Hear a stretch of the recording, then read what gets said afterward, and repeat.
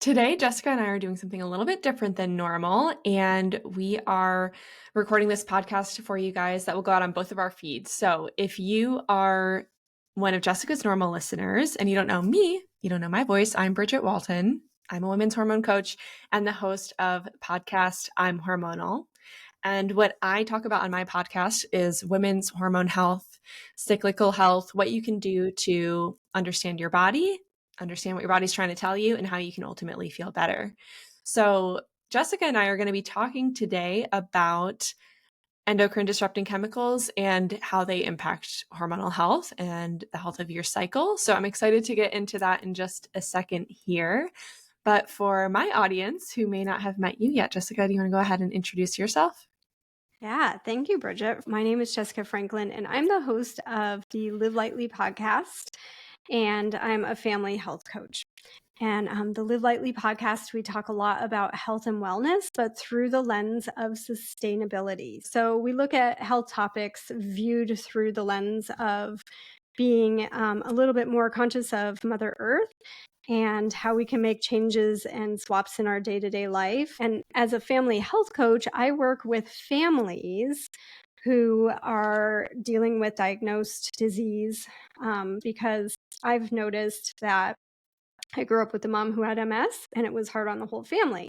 And I've talked to people who, if they have a diagnosis or maybe their partner or their child, and everybody has to make changes for that person in their life to accommodate for what they need to do to help themselves. It's just kind of to help people be on the same team. And it can be really, stressful for families. So that's what I do. So let's get right into the conversation. Like, super excited about this because this is one of those topics that I feel like is out there, and these words are thrown around a lot: endocrine disrupting chemicals, endocrine disruptors, and I think there's just not a whole lot of cohesive understanding about it. So Bridget, can you explain a little bit about what endocrine disrupting chemicals are and how this topic comes up with you in your work with your clients? So let's break down just the term endocrine disruptors or endocrine disrupting chemicals. We'll use those terms interchangeably throughout our conversation.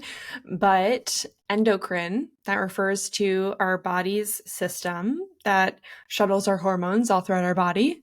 We know that our hormones are the tiny little chemical messengers that help us to wake up in the morning or feel stressed sometimes. Thank you, cortisol. But of course, people are really familiar with their sex hormones and blood sugar, or rather insulin, all these things. So our endocrine system is the system that masters all of those processes that help us stay alive and reproduce, all that good stuff. Now, disruptor, we're a little bit more familiar with this word because endocrine disruptors are any chemical substances, whether it's man-made or natural, that are disrupting what's going on with our hormones. So whether this chemical, and just for an example, to make this more salient, whether we're talking about BPA, which is found in plastics, or whether we're talking about the phytoestrogens in soy products, like some of the foods that you eat, maybe every day or every week, these chemicals can either mimic or like block or otherwise impact what your hormones are doing and how they're basically plugging into your receptors. So I'll just take this a layer deeper. When we talk about estrogen, we have estrogen receptors on so many tissues and cells in our body. And when we are interacting with a bunch of endocrine disrupting chemicals, though, they plug into those estrogen receptors, which prevents your actual body's own estrogen from doing so. And that can result in symptoms of higher estrogen. We'll get into that in a little bit, I'm sure.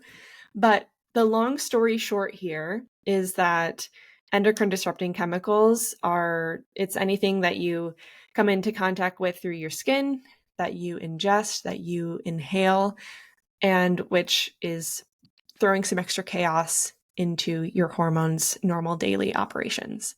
Now, this is a huge topic of conversation between me and my clients. When I work with clients one-on-one, we will always go through and review endocrine disrupting chemicals, get an understanding of how they impact one's menstrual cycle and hormone balance, and really becoming familiar with, okay, what are these EDCs? that I'm coming into contact with each day? What are the main sources of those chemicals, and how can they make a plan, an actionable plan? I'm sure you work on actionable plans with your clients too, Jessica, but to mitigate or eliminate their interactions with those products or chemicals or foods. And right, for the benefit for my clients specifically of supporting a better hormone balance and overall improving their menstrual cycles. So I just said a lot of stuff there. So let me know if I need to clarify anything or run it back. But that is the breakdown of what endocrine disrupting chemicals are and how I work with clients on them. I feel like the biggest takeaway there is that they mimic estrogen. And can you just go into a tiny bit more detail about what kind of havoc that can actually wreak on everything, and what kind of, things does this cause for a woman? Totally. So when we have all of these other chemicals that are mimicking estrogen, right, we can call them xenoestrogens. If they're chemicals, or phytoestrogens, which are more of the plant-based sources. And when they are plugging into these estrogen receptors, taking up space for our body's natural estrogen, then that will result in symptoms of estrogen excess. What does estrogen excess, or sometimes you'll hear estrogen dominance, mean? That could be cycle symptoms related to really heavy periods. It could be related to PMS, could lead to irregular cycles, fatigue, bloating, really any of the, well, maybe not any of them, but a lot of the symptoms that gals experience towards the end of their menstrual cycle, so that week to 10 days before their period, those can be exacerbated. And that's because those symptoms are normally caused by estrogen excess anyway, because it's not just endocrine disrupting chemicals that can cause those symptoms, right? If we have a lot of stress or other influences that are preventing our bodies from eliminating estrogen properly, then we're in the same boat anyway. So it can really just exacerbate a problem. And cycle aside, can certainly have an impact on the health of a pregnancy or the health of the child, really, because while yes, those chemicals can plug into your own, like my body's estrogen receptors, they also can interact with the estrogen receptors of the fetus.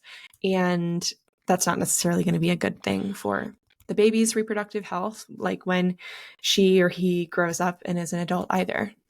Not at all.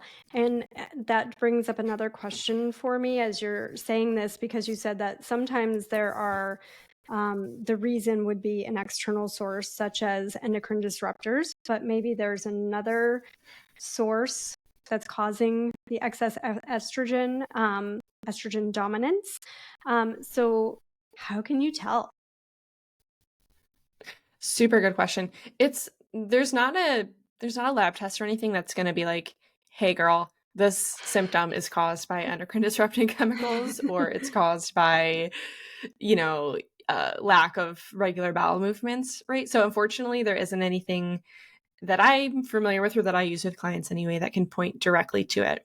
However, it is possible to see that some, like if you do lab testing, or if a listener is familiar with the Dutch test, which is a dried urine test for comprehensive hormones, that's the panel that I use with my clients, there are certain markers that could be elevated, potentially because of that endocrine disrupting chemical exposure, but there's just no way to say for sure. And that's why it's, well, important for just numerous reasons, as you know, and we'll get into about why we want to limit our exposure, but to really dial in foundations across the board and look at this like healthy lifestyle as a whole, instead of just, things in different silos, like Band-Aid solution. You know what I mean? Yeah, you want to look at the big picture. And so it sounds like the Dutch test can give you an idea if someone is showing higher levels of endocrine disrupting chemicals, but you can't pinpoint if that's the reason for X, Y, and Z symptoms. Is that what I'm hearing? Kind of, but the reverse. So the test can say, Oh. hey, you have elevated levels of estrogen or elevated levels of certain estrogen metabolites. And we can say, okay, well, sometimes BPA exposure makes you more likely to have a certain picture show Mm, up in the markers, but we mhm. just can't say for sure. It's speculation and bringing into mind like every individual person's individual situation, which I know that's not a super clean answer, but yeah, it takes a little bit of noodling through. Yeah, but it is what it is. It just goes to show that it's not a simple there's not one simple answer. And so that's why it would be really helpful to work with someone like you, because sometimes you go to the doctor and you're like, oh, I just got this diagnosis, or oh, I just have heavy irregular periods, or whatever it is, or maybe you're having infertility issues. It sounds like having a little side help would be really useful, because there's just a lot of different things that can be addressed in one's lifestyle from a holistic standpoint. Yeah, you're totally right. There's only so much that we can all do by ourselves through the tips that we get through Instagram or even like really good high quality podcasts. I'm not like dunking on Instagram, but yeah, for a lot of people at some point when you're like, I'm tired of being tired of this, then it's a good time to find a buddy. The other Mhm. time, well, man, buddy, I don't know why I said buddy, but like, somebody to walk through this journey with you and advise you, right? Yeah. Another time when it's good to find a buddy, though, is when you're like, hey, I don't know the information and I don't want to know. I don't want to do the research on it. I just Mm. need somebody to like tell me what it's like. So, Mm. with that, I'm kind of curious, what is it like when you first start working with your clients? What Mhm. are the first areas that you can have a potentially dramatic impact on their endocrine disrupting chemical exposure?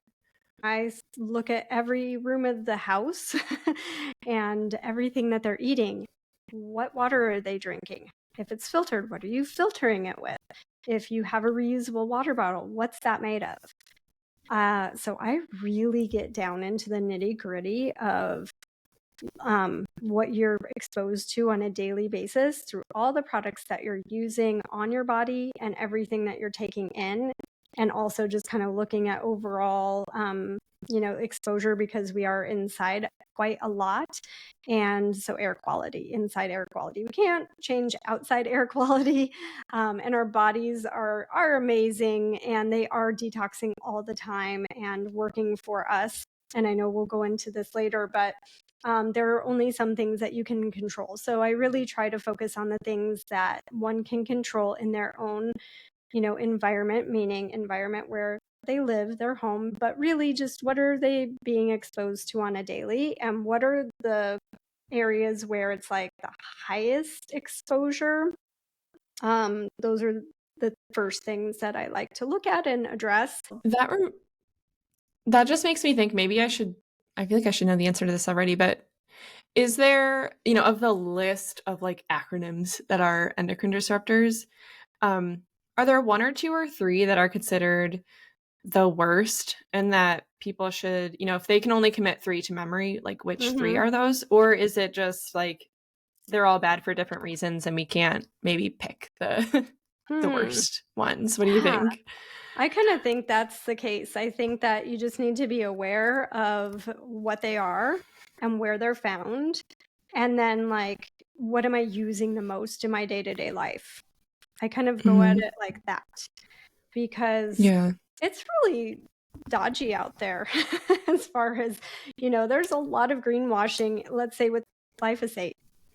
You have uh, information telling you that glyphosate is safe.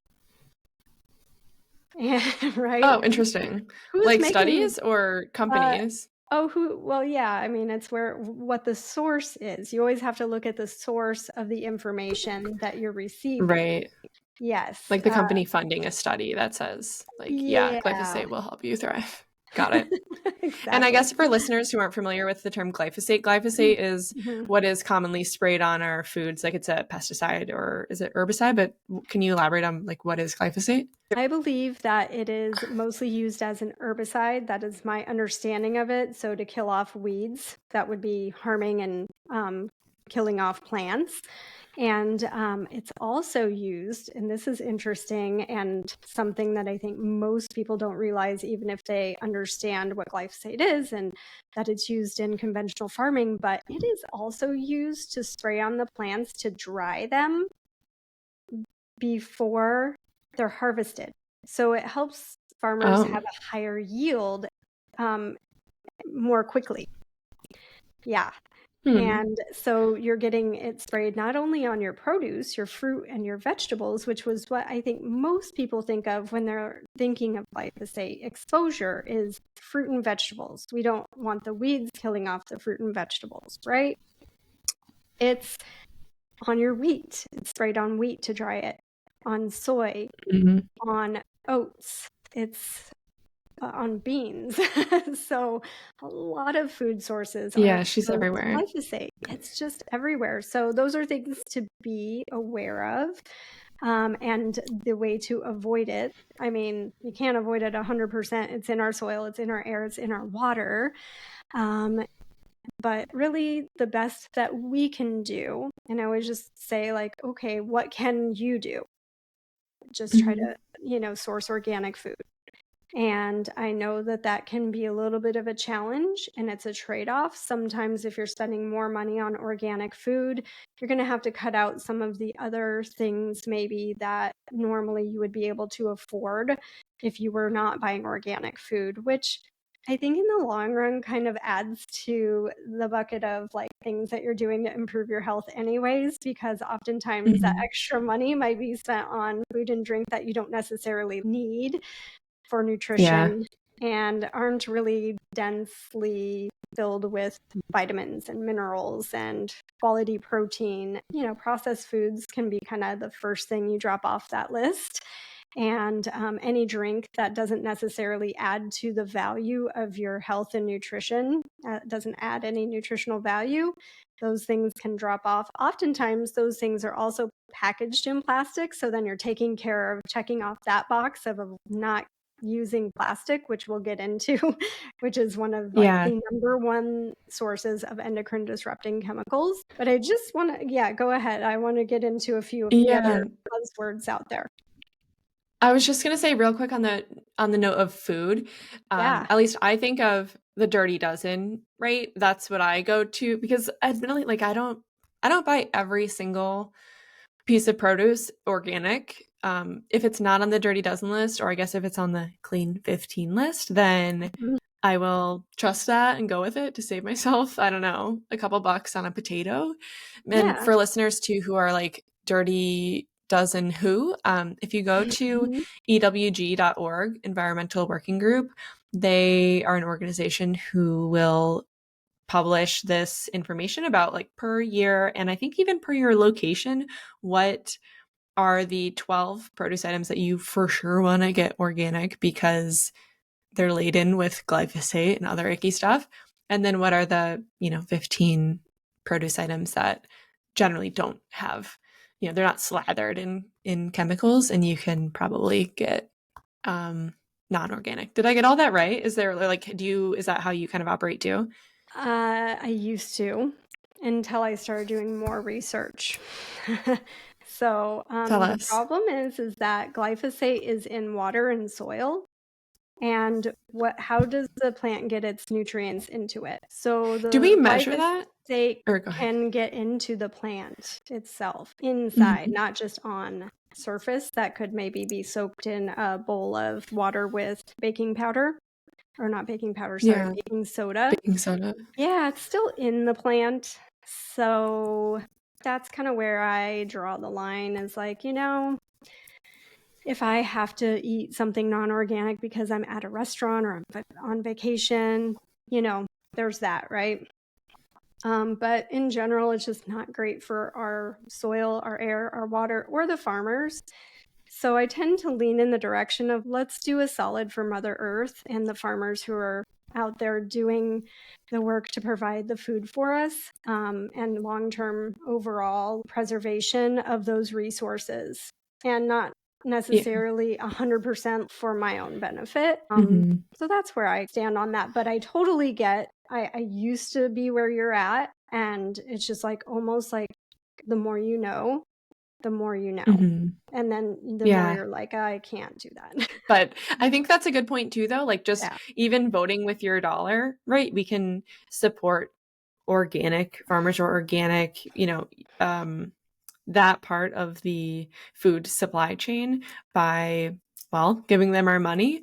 Or maybe that's a good opportunity to see what local farms are in your area and see like local organic farms that are in your area and how you can support them. Because I was surprised to learn about a farm that is maybe 3 miles from my house that makes 80,000 pounds of food a year, or they grow 80,000 pounds of food a year. And so anyway, I'll shut up here, but No, I love there could it. be options closer than expected. There totally could be. And then you're helping to reduce your carbon footprint. If you can find it at a local farmer's market, you're supporting your local farmers as well, which is great. And a lot of them that are at your farmer's market might not be certified organic because they're small. But if you ask them, do you use chemical fertilizers and pesticides, they will tell you. And most of them are just like, nope, don't do it. They just don't have the money or that resource to get the organic certification. It's very expensive. Some of them do, and there might be the bigger farms, but a lot of them don't, but they don't do that. And they do even practice regenerative, and, they are rotating their crops so that the soil keeps its nutrients and all the good things for the earth as well. A lot of them are doing that. So it's pretty cool if you can tap into a farmer's market or even a CSA, because that will come from a farm that might only be a couple hours away from you, and you can get a CSA box on a weekly basis, and you can change out your order. And a lot of it is also just eating seasonally, and that really helps to bump up the nutrients, because then you're getting plants that are growing and they are local and they are seasonal, and so they are also going to be coming to you like they aren't picked early, right? Like a banana. Oh my gosh, like how long does a banana they're take like to get to optimally us? nutrient dense. Yeah. Totally. So just getting the most out of our food that we do invest in, I think, is the way to look at it, because yes, it might cost more, but you're getting so much more out of food that is mindfully produced. I'm just gonna kind of end on that, because food could be a whole entire podcast, but I know that we have a lot of other things to chat about, including buzzwords that are floating around out there that are considered to be endocrine disruptors. And I think that they're not, like, the dots haven't been connected fully between some of these buzzwords, and it's an endocrine disruptor. So if what are some of those buzzwords? PFAS. Those are the chemicals that are called forever chemicals. So another term you may have heard floating around is forever chemicals. So PFAS equals forever chemicals, same thing. And those are a group of man-made chemicals, and they are resistant to heat, water, and oil. So where you're going to find them most commonly is in your kitchen. So if you cook with any thing that is basically non-stick, you probably want to replace it ASAP, because the forever chemicals are also the chemicals that once you've ingested the food that's cooked on those surfaces, now it's in your body, and it takes the body a while to turn that around and detox it. And you can do detoxing for these chemicals that will get it out of your system sooner than 10 years. But don't ever do that on your own, because you can actually, I just want to put this little because detox is also out there quite a lot. Work with a professional if you're wanting to detox from those chemicals, because they can lay in your body for quite a long time and become a burden. Also, I want to just kind of say that there are some hidden places besides, your pots and your pans and muffin tins and waffle irons and rice cookers. Those are the most common in your kitchen. Also, the utensils that you're using, like a spatula and the ladles and the spoons, if they are non-stick or plastic, replace with stainless steel. But silicone works. Silicone is good? You're fine. Yeah, Okay, I cool. use silicone and stainless steel. I also just want to put out there that the PFAS, a hidden place, those are kind of all the places that you will, like, once I said it, you're going to look in your kitchen and go, oh my gosh, right? Hidden is like in a coffee cup, like you go get a coffee, right? Gross. And it has a waterproof kind of slick barrier. That's PFAS. So that's something to replace right away. Just get yourself a nice little stainless steel mug, right?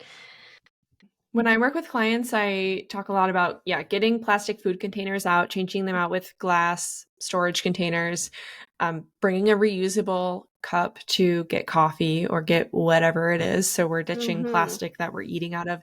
And especially if you're going to be heating something up, like if you have leftovers and you want to heat them up, like don't heat them up in plastic, because it's the heat that allows a lot of these chemicals to just leach out and get into your food and get into your bod. Is that kind of where you start too, or do you have any other honorable mentions?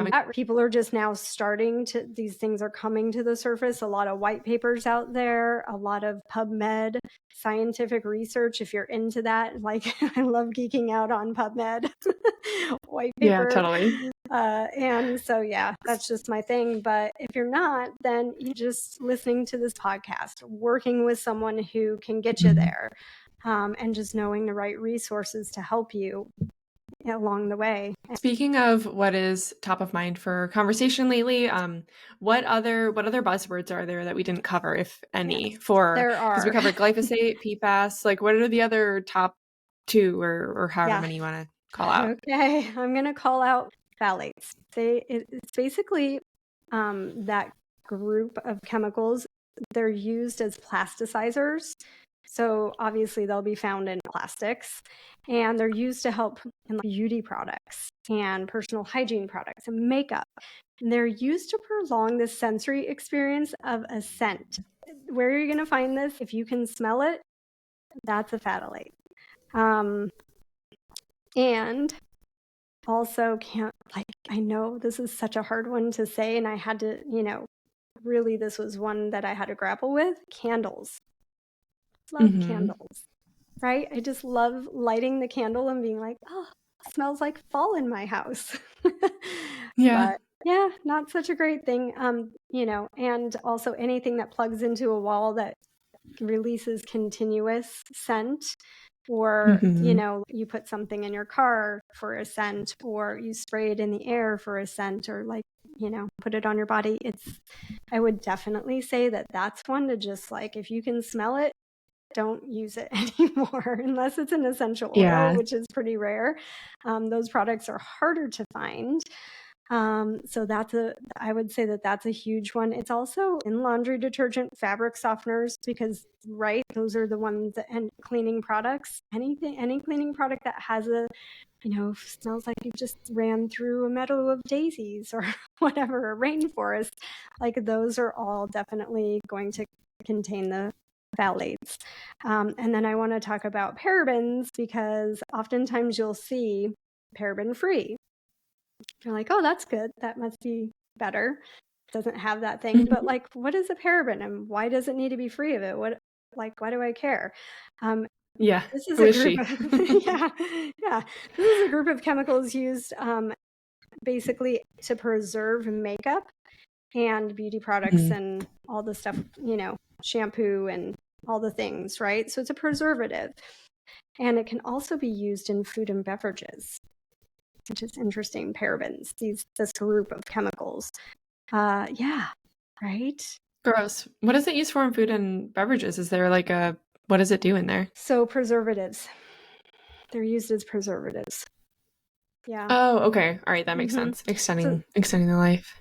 So sometimes if you see a long word, that could be a paraben, a preservative of some sort. And then also you hear a lot this term out there, heavy metals, right? And heavy metals are lead, arsenic, cadmium, mercury.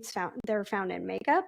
So if your makeup has a color to it, that's heavy metals. Okay. And cleaning products, dish soap, laundry detergent. It has to be within the government's requirements anyway, but it's still more than zero, and that's the problem. Is that right? Exactly. And yeah. And so also heavy metals are found in water. And obviously, water that's tap water, there's everything in water: PFAS, heavy metals, all of it, microplastics, glyphosate. So there's that. But I would just kind of want to go back to like heavy metals. And it's not only in tap water, it's been found in bottled water. So, like, California is pretty on the up and up, and they do a lot more testing of things and putting labels on things, and banning things. Like, you can't get certain things shipped to you here in California if it's like got a proposition that's banning it, which is awesome. So there was a study done that of 6 water sources of bottled water here in California, a study that found presence of heavy metals in all 6 in bottled water. Well, actually, yeah, maybe that's a good point. Like, what is a reasonable first step for maybe somebody who does drink out of plastic a lot? Is like a Brita filter a reasonable first step? Is that going to get some of the job done? Or what is the best case scenario kind of filter that somebody might want to consider if they're concerned about what they're drinking? That's a really great question. So I'm really glad that you asked that. So there's this is kind of a 2-part. I'm going to give you 2 parts because number 1 is find yourself a nice reusable water bottle that is not plastic itself, right? So if you are using a reusable water bottle and it's plastic or it has a plastic straw, I know right now that there's a really popular, and I don't want to throw any names out and, be slamming anything, but I think if you're out there and you have one of them, you're going to know it's like very popular in the last year. They're big, they have a handle and a straw, right? The straw in there in that water bottle is plastic. It is non-BPA, it is BPS free. But what is it, right? So there's a lot of plastics that are BPA, BPS free, but they've been like the molecule's been changed and altered a little bit to not be to not be BPS or BPA, right? So that was the thing that they made after BPA was BPS. Well, then people started testing it and, excuse me, finding the same stuff going on. Same endocrine disrupting, same reproductive harm, same, risks for cancer, right? So then they change it again. And it's like, well, what's the new thing?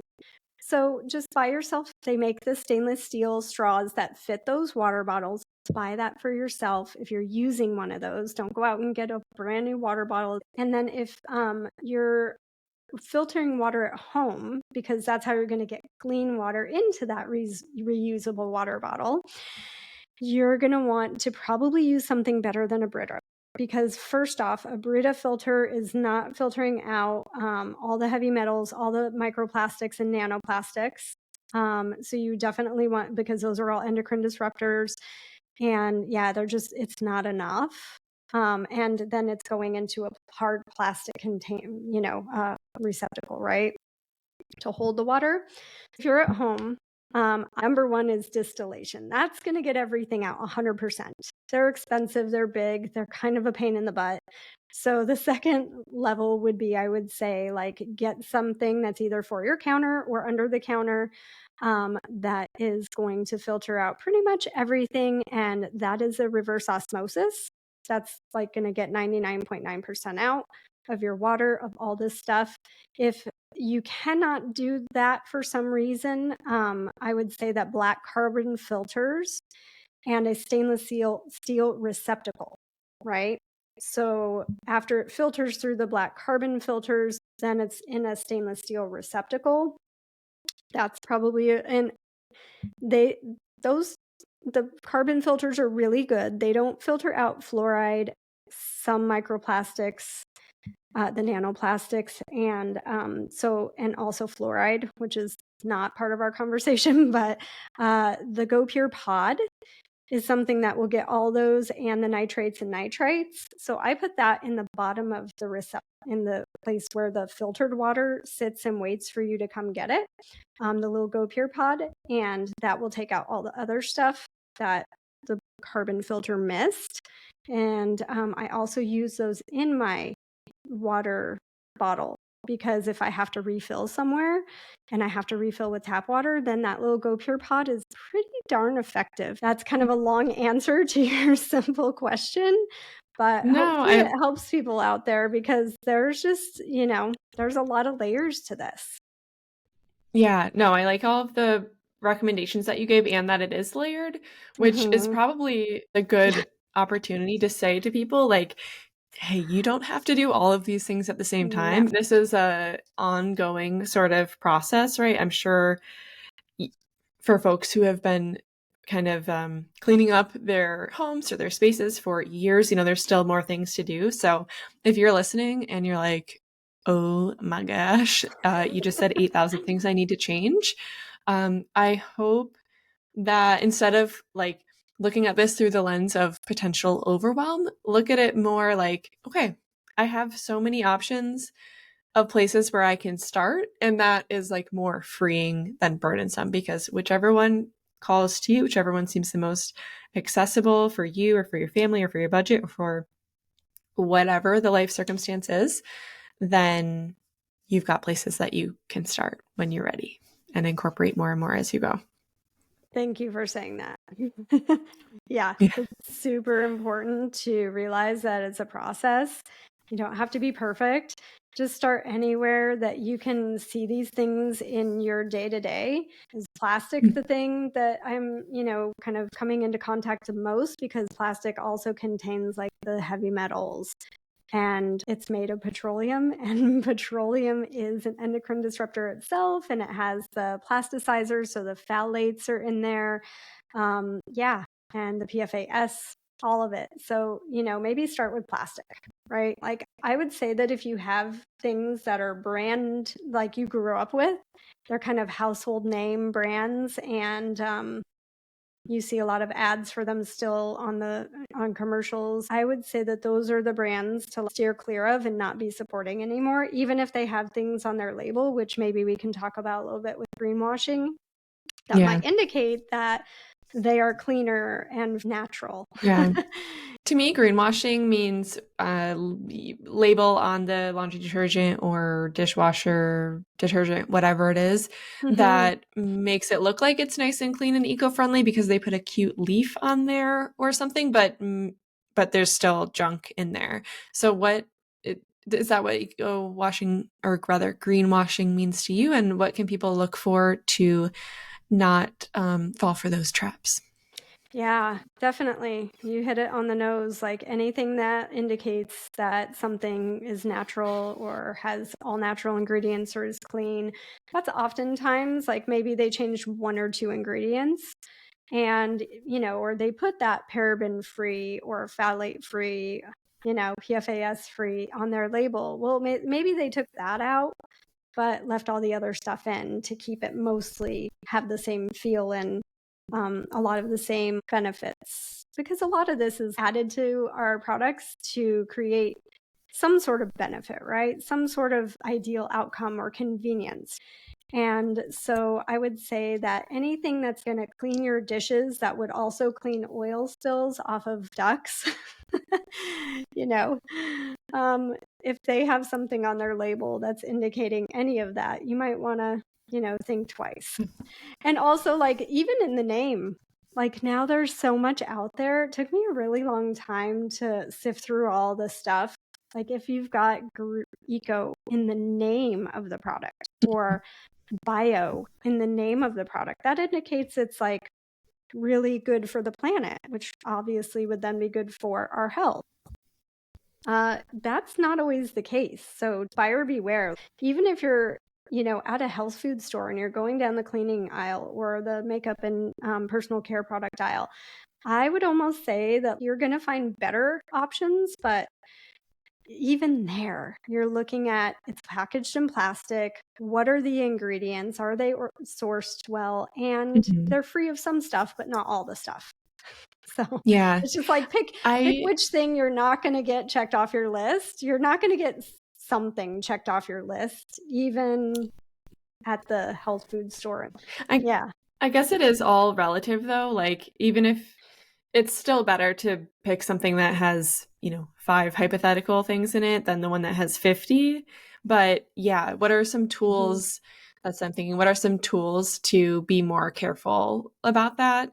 I know you Mhm. have a great resource that you can talk about, and I'll just mention too, there are plenty of apps that could do a good job of, you're in the store, you scan the barcode of a product, and it'll give you a quick green, yellow, or red, like, sure, go for it, don't go for it, kind of signal and information about what's in that product so you can make a decision on strictly what are potential endocrine disruptors or other harmful ingredients that are in the product. What do you use and what do you recommend for your clients to use in those scenarios to help them? You're talking about the app, right? Which Yeah. app do I use? Uh-huh. Yeah. Yeah, I use the app called Yuka, which is Yuka. There's also one called Think Dirty. I think Hmm. they're both like probably great options. I just happen to use Yuka, and that's what I recommend. I'm not like super biased, but it gets the job done. It's a Uh-huh. clean, easy to use interface. I think if you wanted to pay 4 extra bucks a year, even, I don't know, it's like pretty accessible if you Mhm. want the paid upgrade, but I use it for free. And so that's what my go-to is, Yuka. Okay. Um, yeah, I remember using Yuka. I think when it first came out, my son had fun going through the aisles of the grocery store, and like I said, go to all the things that I tell you no, and just scan it and see what it says. And I think that was a great lesson for him in like reading labels.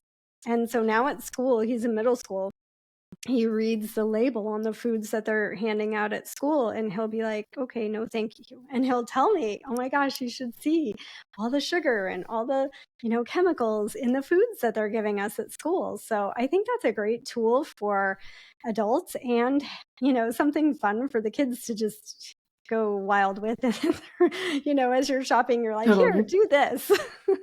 Keep some Yeah. occupied. Yeah. Yeah. Yeah. So, um, prior to that being a thing, I did a lot of research online as to what I needed to avoid. And then I just started like looking at the labels of every single product. And if I didn't have a label available to me, then that was a warning sign like, that's not a product I want. To look up all the ingredients, because that's kind of, I think, what you're talking about. EWG, you've talked about that already. EWG is a place where if you're wanting to sit down and dissect and look up every ingredient in your food or in your makeup or your shampoo or whatever it is, you can sit there with that label and you can look them all up on EWG. I have a very low tolerance for anything that's going to show up as something that they don't like as an ingredient. Sometimes you can even just type in the product and sometimes they already have this is getting a 7 or an 8 or a 9. That product that you type in Hmm. can be Out of rated 10. out of 10. Yeah, Okay. can be rated. But if it's not in their system, then you have to go through each and every ingredient. So I've done that to find the products that I'm going to support and recommend to, bless you, to Thanks. my community and my clients and that I use myself. So that's pretty much how I vetted all the ingredients. It's a great resource. Yeah, wow. Well, thanks for spending all of that time doing all of that research so that now I can save a bunch of time and listeners can save a bunch of time just by checking out your guide. I think it started out as kind of a selfish, I was just doing it to make sure that I wasn't going to be exposing myself or my son and my husband to any of these chemicals, and then it became like, oh, now I'm doing it for the planet and for all of the pieces of the puzzle to be a sustainable, like, unified thing. So it's just kind of been a fun passion project for me, and I just like geeking out on all that stuff. So I figured, like, why not just make it into a resource that I can share with people. Well, I love what you just said too about, that the health of it's the health of our bodies, but also the health of our community and our planet and how everything is interacting. So I think that's so important. So now that we've gone over all the stuff, we know what endocrine disruptors are and how to find them and ways to help eliminate them. I was just wondering, what kind of quick wins can you see or are you seeing with your clients when it comes to people who are following protocol? So it'll be totally dependent upon the person, which I know is the most annoying answer ever. But generally, when folks are starting to make changes and reduce their exposure, if you have symptoms like really heavy periods, if you have symptoms like irregular cycles, or when it comes to any other kind of PMS symptoms, between 1 and 3 cycles is what I kind of like to look for to see results. Now, this is also given that, this is under the assumption that you're not like drinking 3 glasses of alcohol every day, which will surely slow things down. But if you are living a generally healthy lifestyle and you start to remove these chemicals from your life, then you can see results within that kind of 1 to 3 month mark is what I'm normally hopeful for and normally what we see. Also, or one other thing that's pretty common, and this has been in the news lately too, there was a study recently that talked about the metals that were in period products, but also a lot of period products are like plastic based and have a ton of chemicals in them. So I don't have a specific study to cite or something, but just anecdotally, at least for some menstruators who have a lot of cramping and like with their period, when they stop using those kind of traditional products and opt for organic products, or they opt for menstrual discs or menstrual cups, which don't have those same kind of chemicals in it, then they also can see some changes pretty drastically there. So for somebody who does have period pain, it might not be like, it might not fix the problem, but actually, even if you don't have period pain, I would 1,000,000% recommend opting for a cleaner solution than like the same tampon brand that you've been rocking with since you were in 8th grade. Just my 2 cents there, and a really good place to start that will see a quick win for you, because your tissue, your vaginal like whole microbiome and tissues are all so sensitive and absorbent that, of course, something touching your skin on your hand is still impactful in getting into your bloodstream. But when you're putting these things on your most sensitive tissues, and that also is having a really big impact on their access to, your bloodstream and circulating all around. Yeah, that's a great point. Do you have anything that you recommend as an alternative option? Yeah, I love to talk about a menstrual disc as much as I can. We can put a link in the show notes actually for this. Nixit is the brand that I go with. It's a medical grade silicone cup. Kind of looks like a Frisbee if you've never seen one. Well, you've seen a Frisbee probably, but if you haven't seen a disc, it looks kind of like a Frisbee shape. There are some cup options that are more like bell shapes. And so while you're on your period, you will insert it into your vagina, like up closer towards your cervix. So it'll collect your blood, and then, you'll empty it out, replace.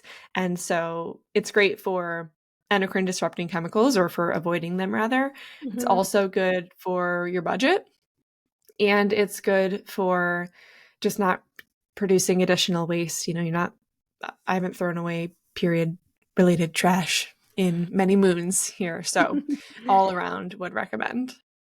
I love that. Thank you for sharing that with us, because I think that's totally one that people either A, haven't heard of at all, or super intimidated by it. And like, wow, that's kind of weird. Is that something I should do?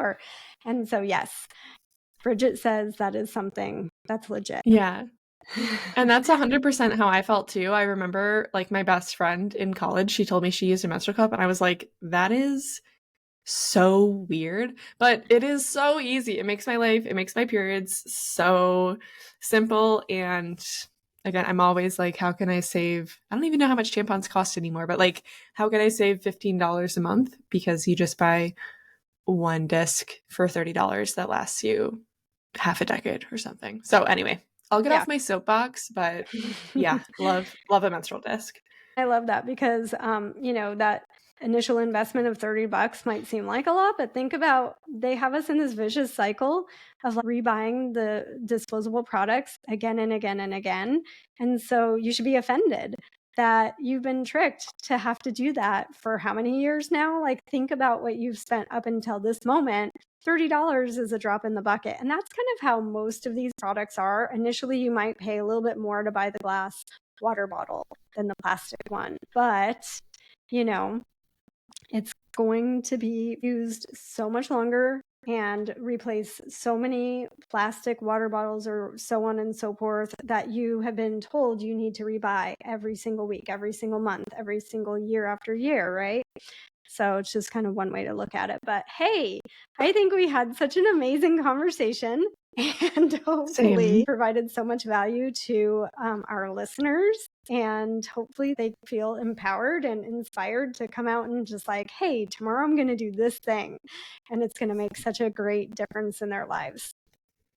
Yeah, I love that. And for you listener out there, before you like go on to your next task or listen to your next podcast, just jot down or like send this in a text to your partner or your mom or your best friend or whoever. Like, what is the one thing that you want to change or start doing or stop doing?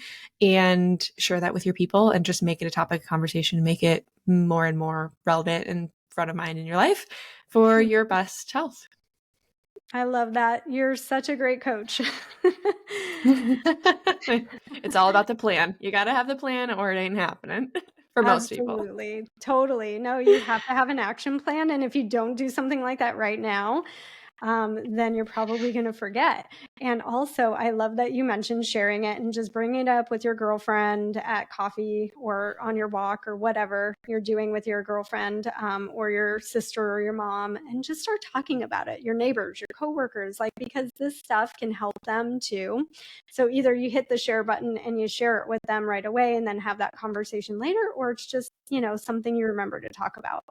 And yeah, also, I want to ask you, how can people connect with you if they're thinking, they're listening out there going, oh my gosh, I need a Yeah, hormone coach? totally. Man, I don't know why I was nervous. Like, what is she going to ask me? But you're right. I do have Instagram Yeah. and I am active on there. You can find me at Bridget Walton, which is BridgetWalton, or surely we'll link it up in the show notes so you can check me out there. Yeah, definitely. And do you have a website as well where people can connect with you, maybe schedule? Do you offer like a consultation, or how do you work with people? Totally. Yeah, you can go ahead through Instagram, check out the link in my bio so you can schedule, like pick a time for a consult call. That's what I was going for. If you want to go to my website, which is bridgetwalton.com, there's also a link for you to schedule a consult call. I do free consult calls. So if you're like, what is this whole women's hormone coaching thing? Then I'm here for you and we will talk about it and understand what's going on with you, what your goals are.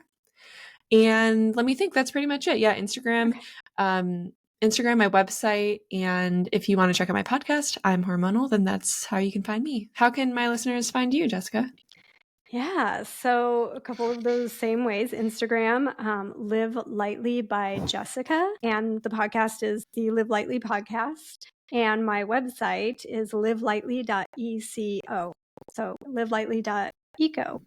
And that is also where you can not only find all of my previous episodes, but also, easily link to any of the podcast sites, YouTube. And also there's a little tab there for guide. So you can sign up for my newsletter and receive my sustainable wellness guide, where I've listed in different chapters and categories all of the products that you can just easily swap out in your day to day. Like every time you go and you're like, oh, I need a new this, or, toothpaste or whatever. You don't even have to think about it. It's just there. Perfect. Yeah. All right. Well, All thanks so right. much. This has been really fun. Definitely. And I know it's a longer episode, so thank you all for hanging with us and taking the time out of your so busy lifestyle to listen. But I know that this is adding value and helping a lot of people. So thank you all for listening. Thanks. Bye, everyone.